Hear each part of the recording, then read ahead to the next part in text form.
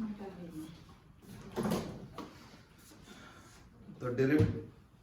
Good morning dear friends. आज हम लोग डिस्कस करेंगे अकाउंटिंग उन एंटिटीज की जिनका पर्पज प्रॉफिट अर्न करना नहीं होता है। हम लोग डे टू डे देखते हैं कि कुछ बिजनेस या बल्कि कहना चाहिए मोस्टली बिजनेस ऐसे होते हैं जिनका पर्पज प्रॉफिट अर्न करना है, लेकिन हम साथ में ये भी देखते हैं कि कई एंटिटीज हमको ऐसी देखने को मिलती हैं जिनका पर्पज प्रॉफिट अर्न करना नहीं है, like school, like hospitals, like clubs. ये वो एंटिटीज हैं जो प्रॉफिट अर्न करने के लिए नहीं है, बल्कि ये सोशल वेलफेयर के लिए बनाई जाती है।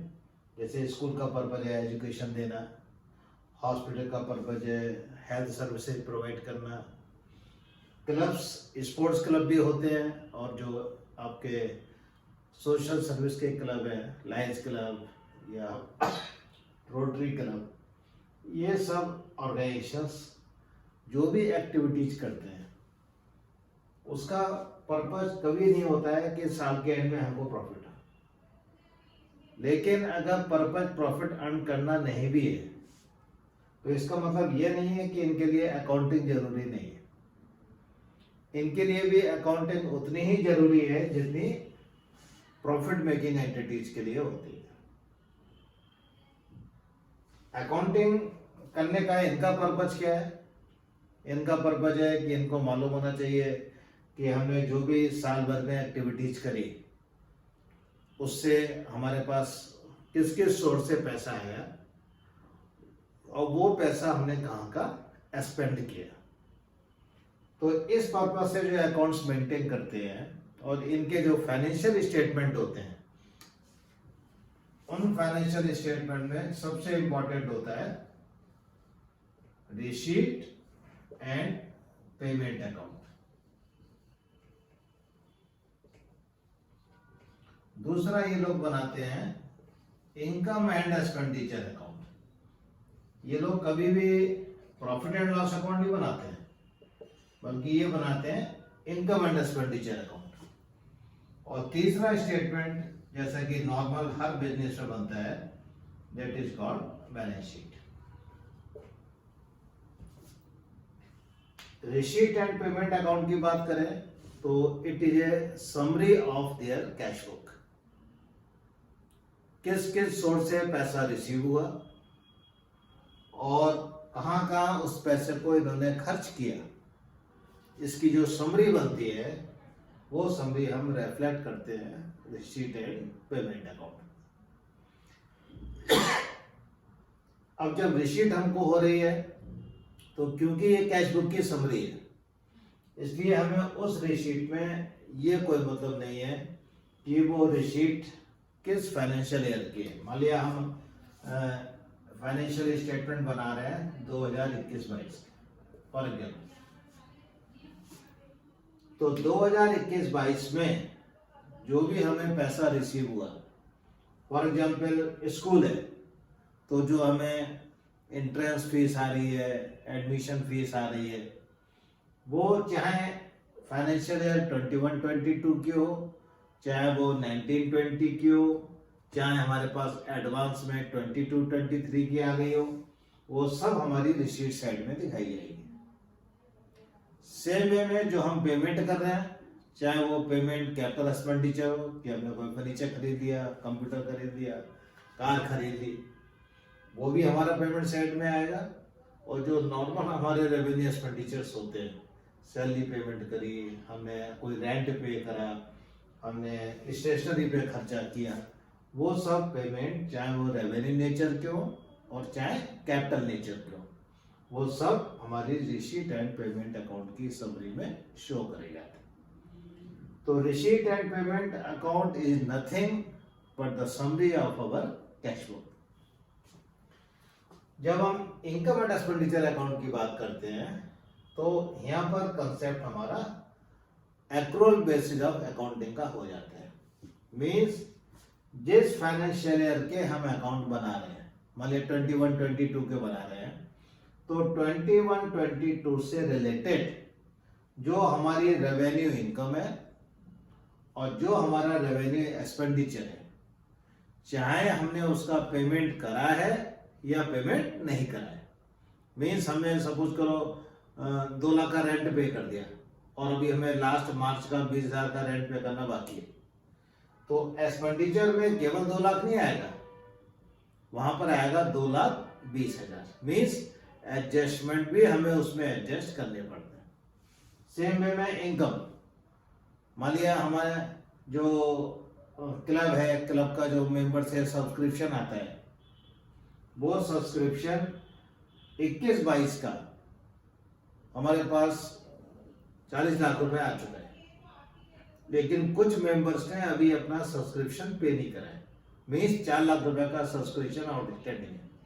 तो वहां पर जो इनकम आएगी हमारी, वो इनकम आएगी 40 lakh plus 4 lakh, means outstanding income भी हमें जोड़ के दिखानी पड़ेगी। लेकिन अगर कोई हमने कैपिटल एक्सपेंडिचर किया है, कोई बिल्डिंग में पैसा लगा दिया, तो वो पेमेंट साइड में रिसीटेड पेमेंट अकाउंट में भले ही आएगा, but it will not be reflected in my income and expenditure account. And as far as balance sheet is concern, तो बैलेंस शीट में जैसे नॉर्मल हम अपनी असेट्स और लायबिलिटी शो करते हैं, वही यहाँ पर हमें असेट्स और लायबिलिटी शो करनी पड़ेगी। तो इसका जो भी आप अपने सिलेबस के हिसाब से डिटेल में पढ़ते हो, इसमें जो इम्पोर्टेंट पॉइंट्स हैं जो हमें ध्यान रखने चाहिए, ये रिसीट एंड पेमेंट अकाउंट या इनकम एंड एक्सपेंडिचर अकाउंट या बैलेंस शीट बनाते समय, वो हम लोग आज थोड़ा सा डिटेल में डिस्कस करेंगे।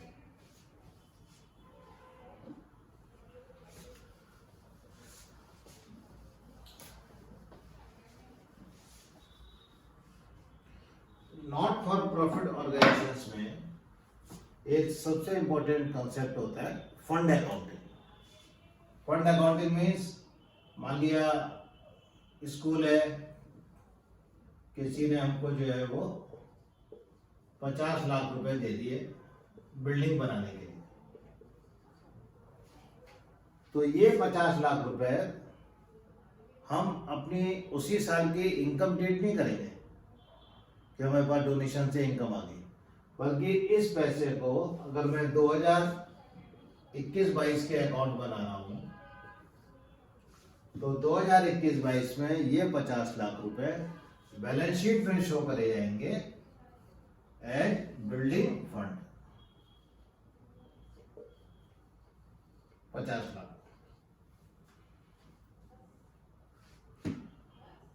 इसमें इंपॉर्टेंट कंसेप्ट ये आता है कि इस 50 लाख में से जितना मेरा खर्चा हो गया, मान लिया मैंने इस साल में 20 लाख का खर्चा कर दिया, तो 20 लाख का जो खर्चा करा वो कहलाता है CWIP, capital work in progress, 20 lakh. ये भी मेरा असेट साइड में आ जाएगा। तो 50 लाख में से 20 लाख मैंने क्योंकि खर्च कर दिए, तो अब जो मेरे पास फंड बचा वो बचा 30 लाख का। तो इसके लिए क्या करते हैं, हम जितना पैसा मेरा खर्च हो जाता है उतना पैसा हम ट्रांसफर कर देते हैं कैपिटल फंड में, 20 लाख। और हमारा जो कैपिटल फंड होता है, कैपिटल फंड मीन्स जो मेन ओनर्स है क्लब के या स्कूल के या हॉस्पिटल के, उनकी जो कैपिटल लगी हुई है उसमें ये पैसा जुड़ जाएगा। तो यहाँ कम हो गया, यहाँ बढ़ गया, तो ये 50 लाख रह गए यहाँ पे 30 लाख के। क्यों? क्योंकि इसमें से 20 लाख रुपए खर्च हो चुके। ये 50 लाख रुपए कभी भी हम अपने इनकम एंड एक्सपेंडिचर अकाउंट में एज ए इनकम शो नहीं करेंगे, बल्कि एज ए फंड शो करेंगे। और कैपिटल के जो फंड है उसमें ये ध्यान रखना पड़ता है कि जितना जितना मेरा खर्चा होता जा रहा है वो एक तरफ मेरी असेट साइड में आ रहा है और दूसरी तरफ उतना ही पैसा मेरा फंड से निकलकर और कैपिटल फंड में ट्रांसफर हो जाता है। सेम वे में सपोज करो किसी ने हमको टूर्नामेंट करने के लिए पैसा दिया, that is called tournament fund. Tournament fund के लिए 40 लाख रुपए दे दिए, तो ये टूर्नामेंट फंड के लिए अगर 40 लाख रुपए है, again it is not my income, ये आ जाएगा फंड अकाउंट में। और जिस साल भी मैं टूर्नामेंट कराऊंगा और इसमें जो खर्चा हो जाएगा, हमारे टूर्नामेंट पे मेरा एक्चुअल में खर्चा होगा 35 लाख, तो वो जो टूर्नामेंट एक्सपेंस है वो मेरा इनकम एंड एक्सपेंडिचर में डायरेक्ट ना जाके जो नेट आ रहा है, नेट कितना बचा कि 50 लाख रुपए सब बच गए। अब ये 50 लाख रुपए मैं बैलेंस शीट में शो नहीं करूंगा, मैं अपने इनकम एंड एक्सपेंडिचर में शो करूंगा 5 लाख रुपए as a income, surplus from tournament fund.